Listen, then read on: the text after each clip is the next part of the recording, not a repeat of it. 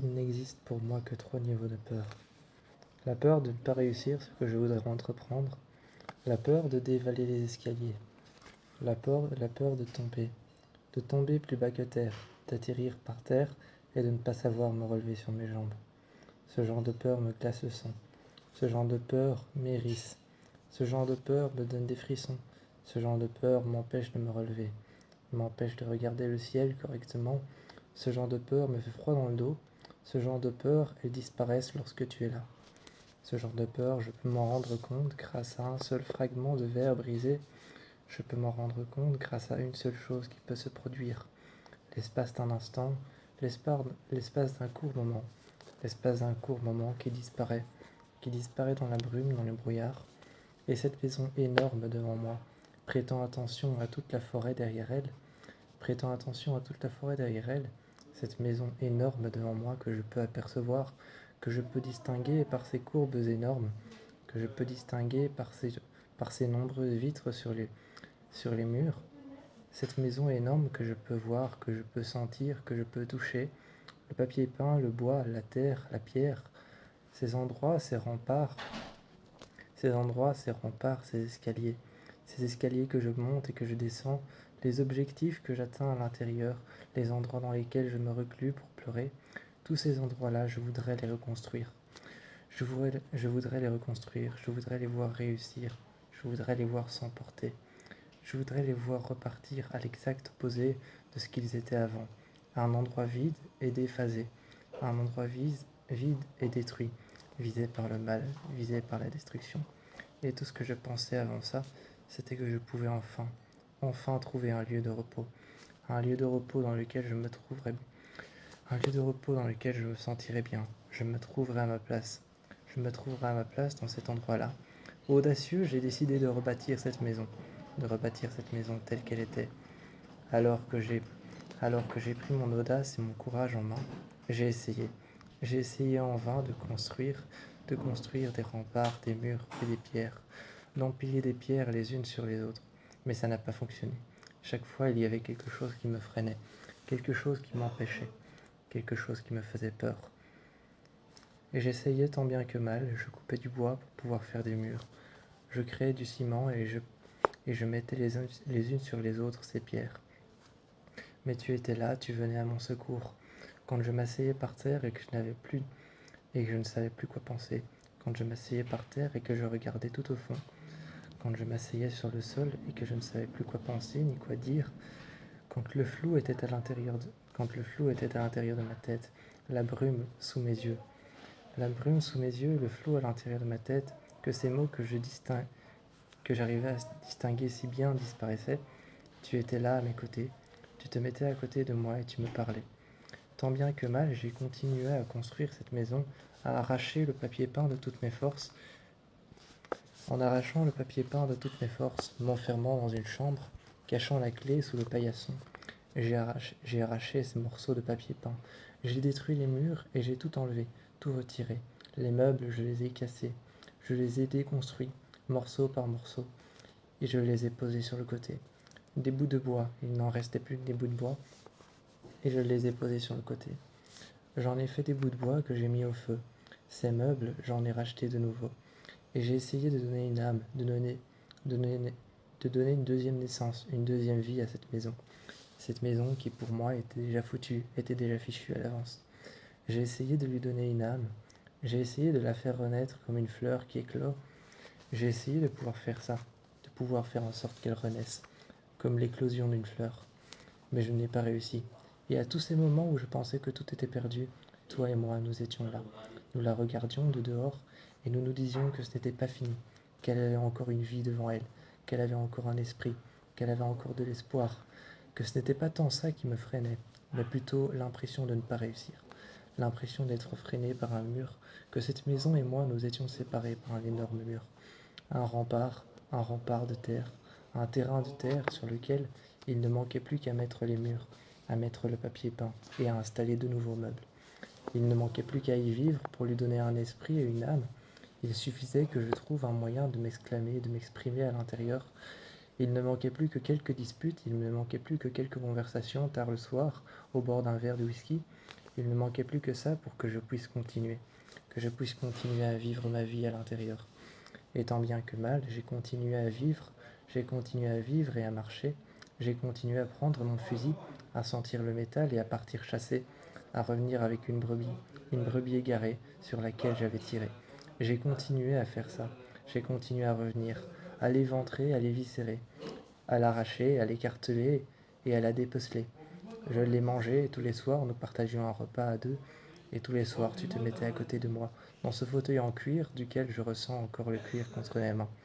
Nous étions là l'un contre l'autre, et tard le soir, le ventilateur au-dessus de moi que je voyais tourner, ces six hélices que je voyais tourner et le vent dans mes yeux quand je posais la tête sur le fauteuil, je pouvais le sentir. Toi, tu étais là près de moi, et je réfléchissais. On sortait à deux, et je réfléchissais comment refaire ces murs, ces remparts, comment refaire ces escaliers, comment les retravailler, les bidonner, comment, comment leur redonner une âme, leur redonner un espoir. J'essaie encore de faire des croquis, des dessins, j'essaie encore de trouver des couleurs et des manières de rendre la vie de cette maison.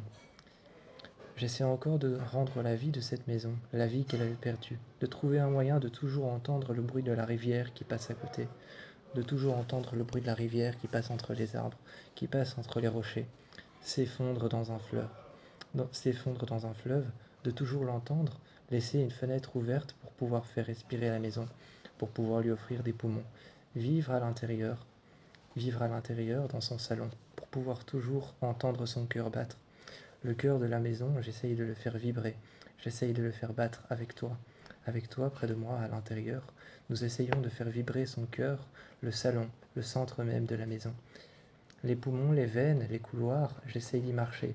J'essaye de m'y arrêter, de penser et d'y réfléchir pour pouvoir faire circuler le sang, circuler l'air dans les bronches. J'ouvre les fenêtres pour faire circuler de l'air dans les poumons de cette maison. Cette maison est comme un être vivant qui aurait perdu la vie directement lors d'une mort imminente que j'essaye d'inverser. Une mort imminente que j'essaye d'inverser. J'essaye de le rendre son propriétaire, la vie éternelle. Je ne voudrais pas lui rendre la vie éternelle pour qu'elle voie tout mourir autour d'elle, mais je voudrais lui rendre une vie que je peux lui offrir en réaccrochant un nouveau papier peint, en accrochant de nouveaux meubles, en fixant de nouvelles tables et en fixant de nouvelles règles à l'intérieur. Fleurit alors une vie à l'intérieur, une vie qui se passe entre toi et moi. Lorsque tu te mets à côté de moi, commence à fleurir une vie que je pensais éteinte, une vie qui s'est rallumée comme une simple bougie sur un chandelier posé sur la table, le lundi, le mardi, le mercredi. Cette vie fleurit, s'agrandit, passe de jour en jour, de semaine en semaine, de mois en mois. De mois en mois, elle passe, et heure après heure, et de seconde après seconde, et de minute après minute. Les remparts, les fenêtres, les escaliers, les chambres respirent et commencent à vivre de plus en plus. Nous vivons une vie heureuse, toujours dans le passé, dans le présent et dans le futur. Tu es à côté de moi et tant que j'essaie, tu es à côté de moi, tu me conseilles, tu es à côté de moi, tu me demandes si ça va bien. Même dans les moments où ça ne va pas, tu me prends dans tes bras, tu m'embrasses, tu me demandes d'exceller, de continuer, d'avancer, de marcher toujours plus loin, de marcher vers mon but, lui donner une vie, lui redonner la vie. Et tu me dis de continuer d'exceller, et j'excelle, et je réussis. Tant bien que mal, cette vie n'a pas d'importance pour moi. L'importance, c'est que cette maison en est une. Que cette maison en est une. Tout ce qui est matériel autour de moi, les murs de la maison, doivent avoir une vie, doivent en avoir une que je lui aurais redonnée. Car l'autre vie qu'elle avait avant s'est éteinte. Elle s'est éteinte pour de bon. Elle n'est plus là, elle est partie, elle s'est envolée. Peut-être au paradis ou en enfer, que sais-je, mais je lui en rends une nouvelle. Je lui donne sa deuxième chance, comme moi j'ai eu ma deuxième chance. Les disputes et les conversations que nous aurions tard le soir, les disputes et les conversations que nous aurons tard le soir, au- autour de la maison, en tournant autour de la maison. Ces disputes et ces conversations simples, les amis qui vont venir à la maison, qui vont venir dans ce chalet, feront vivre cette maison et la feront vibrer à tout jamais. La vie que je veux lui rendre lui a été rendue, et elle peut maintenant respirer et vivre. Son cœur peut battre et je le sens dans mes veines. Je le sens, mes bras contre le mur. Je le sens, mes bras contre le mur, quand tu me tiens contre le mur. Mes mains contre le mur, je sens un battement. Je sens les murs qui bougent, qui respirent, qui tremblent et qui grincent. Cela veut dire que la maison est à nouveau vivante, qu'elle n'est plus abandonnée à son gré, comme elle l'avait été avant. Ce garçon, tout seul dans sa chambre, éploré, apeuré. J'essaye tant bien que mal à lui redonner la vie. J'essaye tant bien que mal à le nourrir, à le percevoir que le bout du tunnel n'est plus très loin. J'essaye tant bien que mal à lui dire que ce que je pense de lui, c'est qu'il est courageux, qu'il est heureux, qu'il n'abandonne jamais, qu'il respecte les règles qu'il s'est fixées, qu'il ne respecte pas les règles qu'on lui a fixées. Mais il essaye d'avancer. Il essaye d'avancer même s'il est fixe sur son lit, même s'il est fixe sur son lit, qu'il attend, qu'il espère qu'un jour on viendra le chercher. Moi je reste près de lui, je m'assieds sur son lit, je prends sa tension, je prends ses paramètres, et je m'en occupe. Je m'en occupe telle une fleur abandonnée, je m'en occupe telle la personne qui l'a aidée, je m'en occupe telle la personne que je suis de ses côtés. Et cet enfant n'a rien de riche, il est pauvre et abandonné. Mépris de ses entendements, mépris de tout ce qu'il a entendu, mépris de ses références aux gens, mépris des gens qui l'ont abandonné. Je n'ai jamais vu comment je pouvais faire pour l'aider. Et tant bien que mal, j'essaie quand même, j'essaie quand même. Je l'appelle mon petit skinwalker, je l'appelle mon petit fâcheux, je l'appelle mon petit énervé, énervé de ce qui lui arrive, énervé de ce qui autrefois était de sa faute, énervé de ses remparts, énervé de ces murs qui sont autour de lui. Mon petit skinwalker, mon petit monstre, mon petit enfant adoré. Je reste près de lui, je lui donne à manger. Je reste près de lui, même s'il sait le faire, je l'aide. Je le prends près de moi et je lui donne son inhalateur. Je lui donne son inhalateur, il le met en bouche. Comme un égoïste, moi, je m'en vais. Je m'en vais, je me sens égoïste dès que je ferme la porte. Je l'entends respirer, je l'entends avec son inhalateur. Je l'entends reprendre de l'air, ses poumons qui se, ses poumons qui se mettent à nouveau à respirer. L'air qui est, l'air qui y est filtré, l'air qui y circule comme dans un couloir, comme moi je circule. Dans cet hôpital, quand je le prends contre moi, je me ressens vivre, je me ressens respirer, comme si j'étais lui, comme si une part de moi, incertaine ou pas certaine, était une partie de lui. Je reste près de lui, je lui pose des questions, j'essaye d'inverser la conversation qu'il a eue pendant tellement longtemps avec son lit, la conversation qu'il a eue pendant tellement longtemps avec les murs, des conversations silencieuses, des conversations sans aucun mot, des conversations sans but ni fin, des conversations auxquelles il ne voulait pas participer, mais auxquelles il a finalement été, le sujet, des, fina- des, des conversations sans sujet, des conversations auxquelles il a finalement participé, mais auxquelles il ne voulait pas être appelé. Ce genre de conversation nous emprisonne, nous enferme. Alors j'essaye de lui parler. Je lui parle de ce qui se passe autour de moi, car je suis le seul à pouvoir m'en aller. Je suis le seul à pouvoir sortir. Je suis le seul à pouvoir faire un crochet par la sortie. Tant bien que mal, la sortie est aussi l'entrée. Mais je peux le prendre avec moi. Je peux le prendre dans ma main. Je peux le prendre dans ma main. Je peux lui faire la surprise tôt le matin et lui dire qu'on s'en va au bord de l'eau. Cet endroit au bord de l'eau, cet hôpital au bord de l'eau, et pourtant qui ne coule jamais, cet endroit à l'intérieur dans lequel la mort et la vie s'entrecroisent comme des lacets à une chaussure, cet endroit dans lequel jamais la mort et la vie ne se touchent, mais la mort et la vie s'y entrecroisent, une œuvre d'art magnifique, une œuvre d'art déplorable, une œuvre d'art que jamais je n'abandonnerai. Un endroit dans lequel je marche, un endroit dans lequel je me suis installé, une sorte une sorte de deuxième maison pour moi. Pour lui, une sorte de centre de jour, pour lui, une sorte de centre tout court.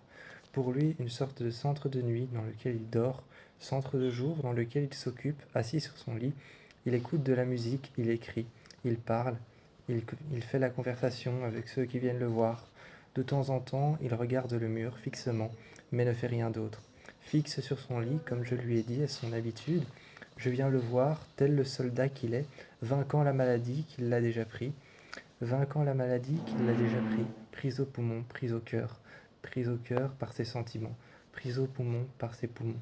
Il n'arrive pas à respirer correctement. Un jour, je lui ai suggéré de pouvoir respirer à ma place.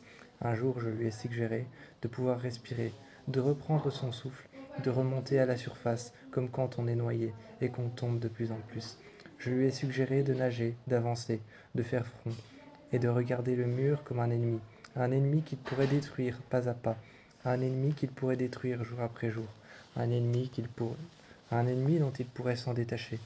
Je viens près de lui, je le prends près de moi, je relève le lit et je me dis, je vais parler avec lui. Je lui parle et je vois son regard s'émerveiller. Je vois son regard s'émerveiller devant ce que je fais, devant ce que je lui dis, ce dont je lui parle, ce qui se passe autour de moi, ce qui se passe autour de moi, comme par exemple les personnes que je fréquente en dehors de l'hôpital, les personnes que je fréquente chez moi, les personnes comme mes parents, comme mon frère, comme mon fils, ces personnes que je fréquente, mon fils que je n'ai toujours pas mais que j'aimerais avoir, la personne que j'aimerais rencontrer, ce genre de choses, je lui en parle. Lui, ouvert comme le vent, m'écoute, ouvert comme le vent, ouvert comme un vortex, ouvert comme un trou sans fond, il m'écoute et boit mes paroles. Suspendu à mes lèvres, il est en train de regarder mes lèvres parler. Il est en train de m'écouter, tel que je le vois, mon petit monstre, mon petit skinwalker qui se bat contre la vie, mon petit amour, comme j'aime bien. Mon petit amour, même si ce n'est pas encore mon fils, j'aimerais tant que ce soit mon fils, un fils courageux, un fils digne de combattre une maladie, digne de combattre quelque chose qui lui pourrit la vie. J'aimerais tellement qu'il soit mon fils, j'aimerais tellement qu'il soit l'enfant dont je peux prendre soin, en dehors de l'hôpital. J'aimerais tellement qu'il soit l'enfant que je vais voir dans sa chambre tard le soir. J'aimerais tellement qu'il soit l'enfant à qui je lis une histoire. J'aimerais tellement que ce soit l'enfant à qui je lis une histoire. J'aimerais tellement que ce soit l'enfant que je dépose à l'hôpital. J'aimerais tellement que ce soit l'enfant que je dépose à l'école. J'aimerais tellement que ce soit l'enfant avec qui je parle le soir, avec qui je mange le soir, auquel j'aide à faire ses devoirs et aussi auquel j'aide à parler avec les autres, à échanger, à se trouver des amis, à se trouver une nouvelle vie, à se trouver un nouveau chemin, un chemin à bâtir qui, un chemin à bâtir qu'il fera lui-même comme il le dessinera. L'enfant que j'aiderai à faire des choix, l'enfant que j'aiderai à faire des choix qui lui conviendront, des choix qui l'aideront à aller de l'avant et à faire front. Cet enfant, c'est le mien, cet enfant est dans son lit, le regard fixe face au mur. Il se dit qu'un jour ce mur s'effondra. Il se dit qu'un jour le mur s'effondra et il pourra partir. Mon petit skinwalker, mon petit monstre te battant contre la maladie, j'espère qu'un jour tu trouveras la sortie dont tu as besoin. J'espère qu'un jour tu trouveras la sortie que tu as tant mérité. J'espère qu'un jour, en te faisant sortir de temps en temps, jour après jour, heure après heure, lorsque nous restons qu'une heure ou 2 heures dehors, ce moment riche en émotions où toi et moi nous sommes en train de parler et d'échanger nos ressentis, j'espère qu'un jour, mon petit skinwalker, mon petit monstre, tu trouveras la sortie et un endroit dont tu as besoin, une personne qui te chérira et qui prendra soin de toi. J'espère que la nourriture que tu manges sera bonne, la personne contre laquelle tu te reposeras partagera ses sentiments avec toi, et j'espère que tout ce que tu croiseras ne sera qu'une référence d'un bon endroit, un bon endroit dans lequel tu pourras te réfugier, un endroit dans lequel tu pourras te réfugier, rien de plus qu'une maison que je pourrais t'offrir si je le voulais. Mais tu n'es pas encore mon enfant, tu ne l'es pas, tu es simplement mon patient, mais j'aimerais tant que tu le sois. Si pour moi je me bats, si pour moi ça me va, si pour moi je me sens bien, si pour moi c'est une tentative d'évitement, un combat, un sport de combat, un endroit, un lieu, une personne, une blessure, une cicatrice, si pour moi toutes ces choses, une cicatrice, un sport de combat, un endroit, un lieu, une manipulation, une situation, ou alors encore un sport d'évitement, un sport de sentiment, un endroit dans lequel je me bats, un endroit dans lequel je me sens bien, un sociopathe, un manipulateur, quelqu'un qui me manipule, quelqu'un qui me prend mon sabre et qui se coupe avec, quelqu'un qui se fera une cicatrice à la main, quelqu'un qui m'empêchera de me poignarder dans le dos, de me sentir mal, d'avoir des blessures à réprimer, d'avoir des sentiments à hériter, d'avoir une manière de me rendre vulnérable. Tout cela, tout cela, je peux m'en débarrasser. Tout cela, je peux les jeter, je peux les brûler, je peux les enfermer à double tour dans une boîte quand je suis en train de me combattre, quand je suis en train de me battre, quand je suis en train de combattre, quand je suis sur le terrain et quand je suis les deux jambes sur le terrain, les pieds sur le terrain, ou alors que je suis accroupi par terre devant mon adversaire, quand je le vois depuis le bas, ou alors quand je le vois depuis le haut et que c'est lui qui est par terre, je me rends compte de la situation. Une situation pas toujours belle, une situation qui n'a pas toujours... Une situation pas toujours belle, une situation qui n'a pas toujours d'avantage, une situation que je peux réprimer, une situation que je peux effacer, une situation que je peux brûler. Et ces situations que je peux brûler, réprimer, ou alors ces situations que je peux cacher, je les cache comme l'enfant qui cacherait ses cauchemars derrière un vieux tiroir ou dans un vieux tiroir. Je les cache, tous mes cauchemars, toutes mes peurs, toutes mes angoisses. Je les vois s'éblouir, je les vois m'éblouir. Je ne vois plus rien au combat. Au combat, je me bats. Au combat, Au combat, j'arrête d'avoir peur. Au combat, j'arrête de me sentir mal.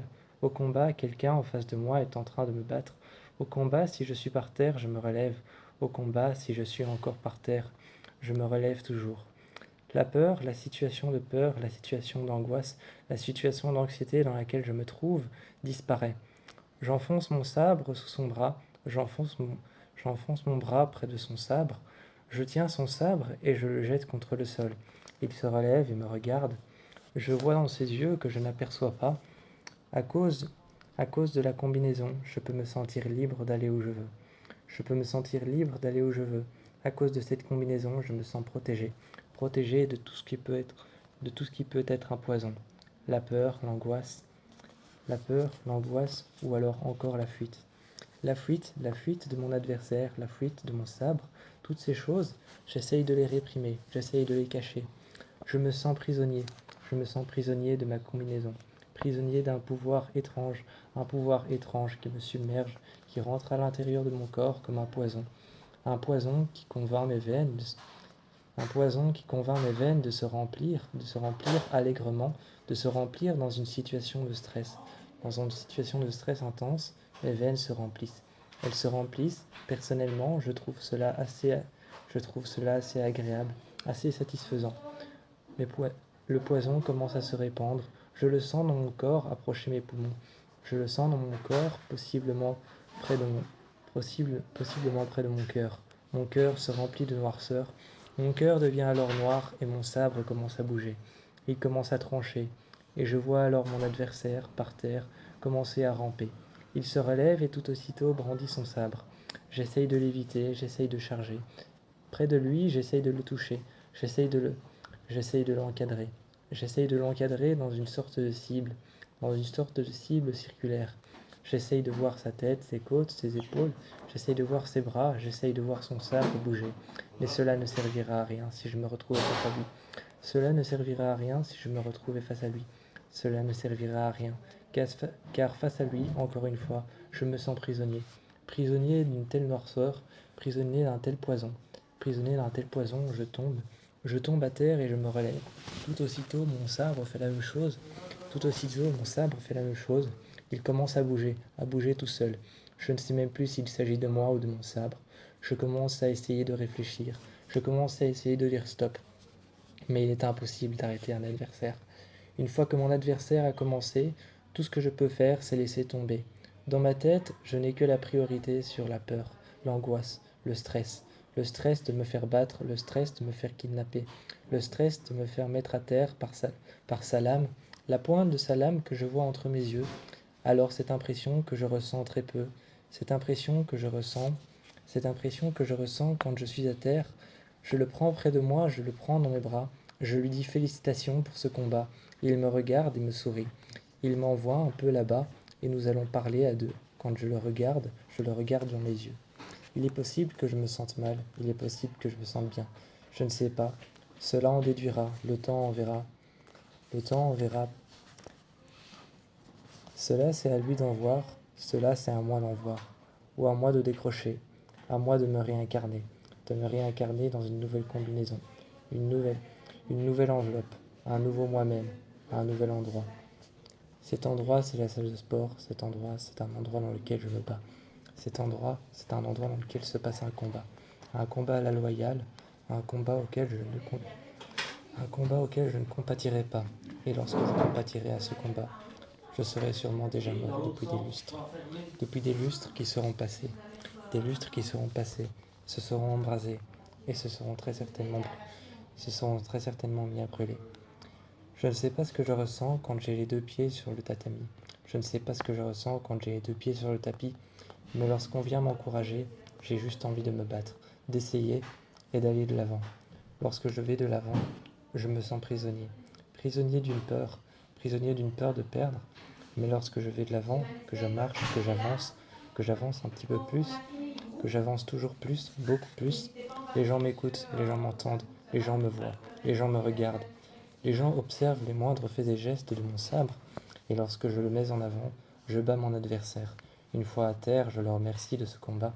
Une fois par terre, je le relève, je lui tends mon bras. Je le remercie de ce combat. À la loyale, je me suis battu. À la loyale, je me suis senti. À la loyale, je me suis senti. Épris de moi-même, épris de sensations comme la peur, comme le rejet, ou alors même comme l'insouciance. Ces sensations, ces sensations dans lesquelles je me ressens, ces sensations dans lesquelles je me repère. Je le remercie de ce combat, je m'en vais, et plus loin, je reviendrai, certainement réincarné, dans un nouveau combat, un nouvel endroit, un nouveau sport, ou peut-être un nouveau sabre. Qui sait? Je ne sais pas où est-ce que je vais aller, où est-ce que ce combat et ce chemin vont me mener. Les secrets sont un endroit désert, les secrets sont un lieu perdu, les secrets sont un passé lointain auquel personne ne se raccroche, un passé lointain auquel personne n'a envie de retourner. Des endroits, des photos prises, des endroits perdus, des lieux comme le passé, des maisons abandonnées, des quartiers oubliés, des personnes mortes, des tombes, des cercueils. Plus loin de la mort, les gens se raccrochent. Les gens se raccrochent ou alors les gens partent. Les secrets sont ça. Les secrets sont en banalité, des choses oubliées. Les secrets ne sont que des banalités perdues, perdues dans un grand cercueil, un cercueil fermé, un cercueil brûlé, un cercueil oublié. Ce genre de secret détruit, ce genre de secret assume. Ce genre de secret détruit, assume d'être oublié, assume de disparaître pour de bon. Détruit les envies, les besoins, les désirs, détruit tout ce qu'une personne peut être, détruit tout ce qu'une personne peut devenir ou aurait voulu devenir. Ce genre de secret, ce genre de personne mise de côté, ce genre de personne oubliée, ce genre de personne qui a été mise à l'écart, ce genre de personne qui n'y a jamais pu repenser, ce genre de personne qui n'a jamais pu avoir la possibilité. Un dessin, un simple pavé dans une ruelle oubliée, une ruelle complètement détruite, une ruelle qui n'a plus de ressemblance à n'importe laquelle. Souvent, on nous dit qu'il faut garder l'église au milieu du village. Souvent, on nous dit qu'il faut garder un point A à un point B. Souvent, on nous dit qu'il faut faire ce genre de choses pour garder une vie saine et sereine. Mais souvent, les secrets viennent la détruire, viennent l'enflammer, viennent la brûler. On se rend compte que le village, au milieu duquel il y avait une église pour se recentrer, n'est plus que cendre et n'est plus que fumée. On se rend compte que ce village, cet endroit dans lequel on vivait, cet endroit dans lequel on se sentait bien, cet endroit dans lequel on respirait, cet endroit dans lequel on avait l'impression de pouvoir vivre et courir, n'est plus que cendre à présent. Le feu, la brume et les secrets l'ont emporté sur le dessus du présent, un endroit dans lequel on se sent, un endroit dans lequel on se sent bien, ou un endroit dans lequel on se sent mal. Ces endroits comme ceux-ci ont disparu à cause des secrets, à cause des rumeurs, à cause des remords, à cause de ce dont on se reproche. À cause de tout ça, un endroit comme une maison, les meubles, les chaises, les tables, les lits, les endroits dans lesquels on se retrouve, dans lesquels on parle, dans lesquels les paroles prennent la place, tout ça disparaît avec le temps. On s'y habitue, on s'y était habitué, mais finalement, comme un chien à son os, on ne lâche plus l'affaire. Les secrets prennent le dessus et disparaissent. Ça devient alors un vieux secret oublié, ça devient alors une simple mémoire laissée de côté, ça devient alors un simple tiroir qui a été refermé, à l'intérieur duquel il y a des choses qu'on ne retirera plus jamais, des choses délaissées, des choses abandonnées. Et tout cela, on ne peut même plus les nettoyer, même plus les effacer. Des vieilles photos toutes crasseuses, couvertes de poussière, qu'on ne pourra pas nettoyer, jamais nettoyer, car on en a perdu la clé. Ce genre de maison, perdue à jamais, et pourtant intacte, auquel les murs sont palpables et le papier peint est encore sec. La peinture est encore sèche, le papier peint n'a pas encore été arraché. Les murs sont encore bien, la cuisine est encore bien, les meubles sont encore bien. Les veines de cette maison, dans lesquelles coule le sang, dans lesquelles nous marchons.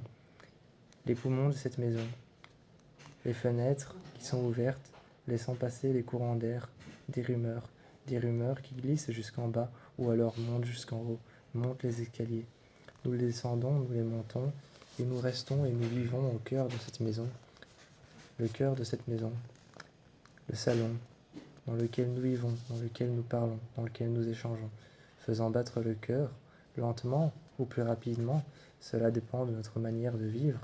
Dans des situations comme celle-ci, dans des situations dramatiques, comme par exemple la peur et l'angoisse, le stress, ou alors encore l'hérésie, la culpabilité, ce genre de choses, la gourmandise, ce genre de sept cercles, les sept cercles de l'enfer, comme étant des péchés capitaux dans lesquels on se retrouve à chaque fois. Face au miroir, on voit une personne simple, simple d'esprit. Face au miroir, on voit une personne comme toutes les autres. Mais quand le miroir se ternit, quand le miroir devient terne, quand la vie devient pâle, quand tout autour de nous commence à, quand tout autour de nous commence à mourir, que l'hiver vient, que les rêves, que l'hiver arrive, quand tout cela commence à arriver, dans le miroir, quand il s'éternit et on regarde dans le miroir, qu'on répète cette fois notre nom un peu comme une incantation. On se regarde et les secrets apparaissent. Les secrets, les rumeurs nous pèsent sur le dos. On peut alors se rendre compte du poids qu'on a sur la colonne vertébrale. Brisée en deux, elle nous penche vers l'avant, elle nous fait tomber vers le bas. On s'agrippe alors au sol, on s'agrippe au tapis et on regarde tout depuis le bas. La maison nous paraît plus grande d'un seul coup, alors que cette maison était toute petite du poids de notre culpabilité, à l'intérieur de laquelle on s'est senti enfermé. On ne peut plus alors en sortir, ni même par la porte qui était à la base déjà l'entrée. On y est rentré, et le jour où on y était rentré, on y est rentré avec des secrets, de la culpabilité, des remords, et on les a racontés, on les a partagés, autour d'une table, comme si c'était normal. On y est rentré et on s'est installé. On a mis la table soir, matin et midi. On y a parlé et on les a partagés. Ils se sont diffusés simplement comme l'air autour de nous, l'air que l'on respire, l'air que nos poumons nettoient et qu'ils diffusent ensuite par nos narines. Comment pouvoir ensuite respirer par la bouche ou par le nez quand on sait que l'on a le poids de la culpabilité qui nous brise la colonne vertébrale en deux et nous achève en nous mettant contre le sol. Contre les murs, on s'y accroche aux rideaux et à ce que l'on peut, mais on n'arrive jamais à remonter la pente. On essaye de nager, on essaye de remonter à la surface, de faire face et de faire front, de remonter en nageant, d'essayer de respirer, de revenir à la surface alors que nous étions sous l'eau et que nous ne parvenons même pas à respirer. Lorsqu'on arrive à la surface, qu'on revient à la surface et que l'on peut enfin respirer, l'on voit les secrets tous qui sont en train de couler, qui sont en train de disparaître. Cela nous fait mal, cela nous fait froid dans le dos, et lorsqu'on réouvre enfin la porte de cette maison avec les clés, lorsqu'on la réouvre et qu'on rentre une deuxième fois à l'intérieur, se laissant la deuxième chance d'essayer, plus rien ne fonctionne comme avant. Les secrets ont été gravés, dans les murs, dans le papier. Dans les murs, dans le papier, les secrets ont été gravés. Plus rien n'est comme avant. Même cette deuxième chance qu'on s'est laissée ne fonctionne pas. Le poids de la culpabilité continue à augmenter. Certains fantômes sont la culpabilité, les mensonges, ou alors les trahisons. Certaines maisons sont hantées par de vrais fantômes, des âmes oubliées, des âmes mortes et meurtries qui ont été laissées et qui ont été abandonnées dans leur cimetière sous leur tombe. Et certaines maisons sont hantées par des fantômes plus spéciaux, comme le poids de la culpabilité, des mensonges et hantés.